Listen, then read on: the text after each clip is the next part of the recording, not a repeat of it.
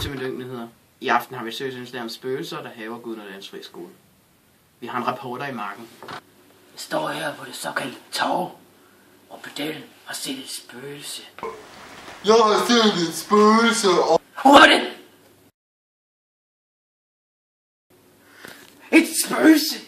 Det kræver drastiske midler!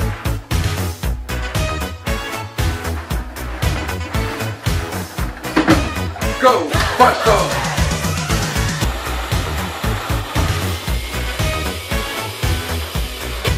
Klar selv, spøgelse!